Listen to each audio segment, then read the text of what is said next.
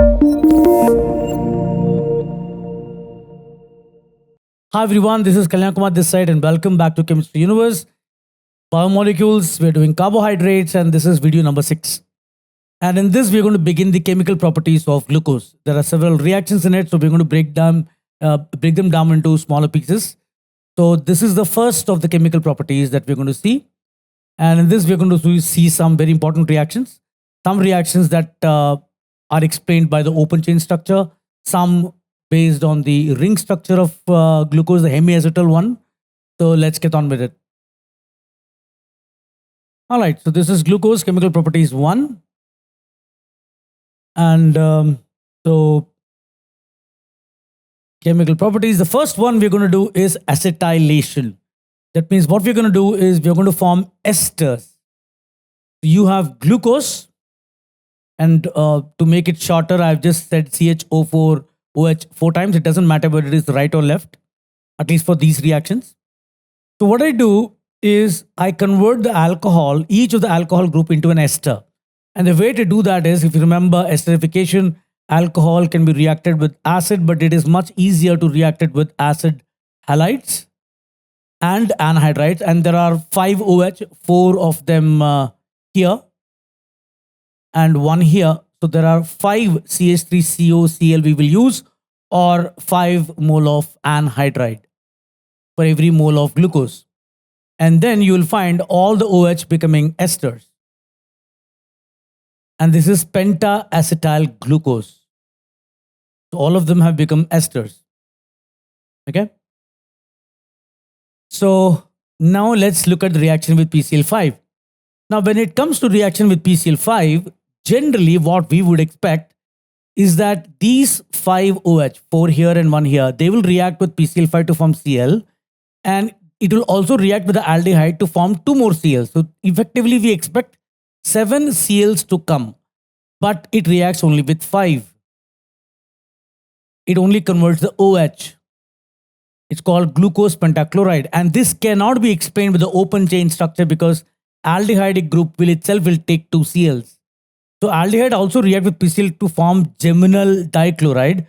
So since it doesn't form here, this reaction can be better explained by the cyclic form of glucose, that is both the pyranose and the furanose ring. If you remember, this is the pyranose ring, the 6-membered one. How many OH does it have? 1, 2, 3, 4 and 5. And there is no aldehyde group here because remember it has formed a hemiacetal. So one of the O of the aldehyde has become a hemiacetal part. I mean that actually has become the OH, but one of the OHOs have become the ether part.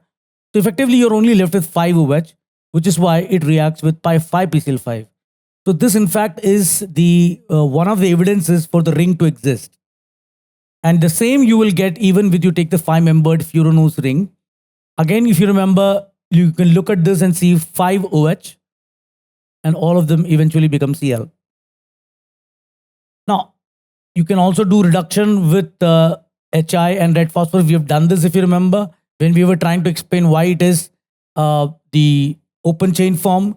So this was one of the reasons why open chain form was supposed to exist, because if it happens, it will simply convert this into a hydrocarbon and it will become N-hexane, which is exactly what it does.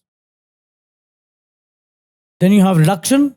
You can reduce glucose by catalytic hydrogenation or NABH4 to produce sorbitol. Basically what happens is the CHO becomes CH2OH. Of course, you can use LAH also.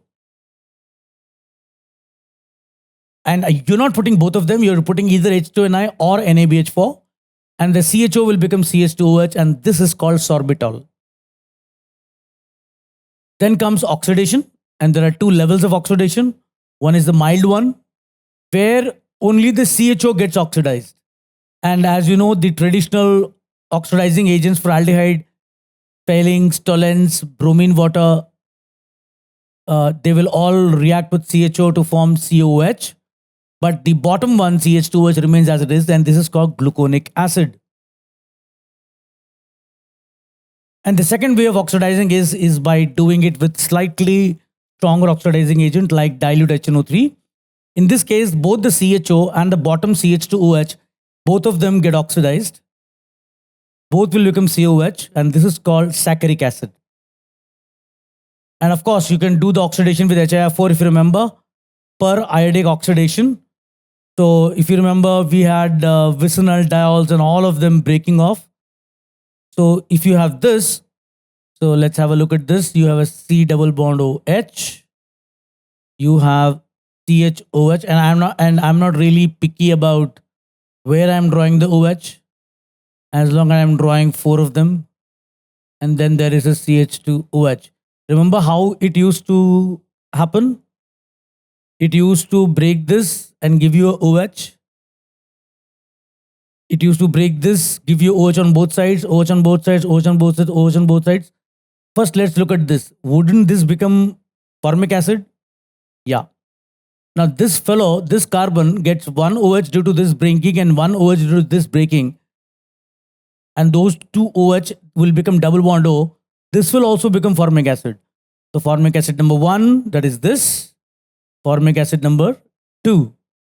This will also become formic acid. This will also become formic acid.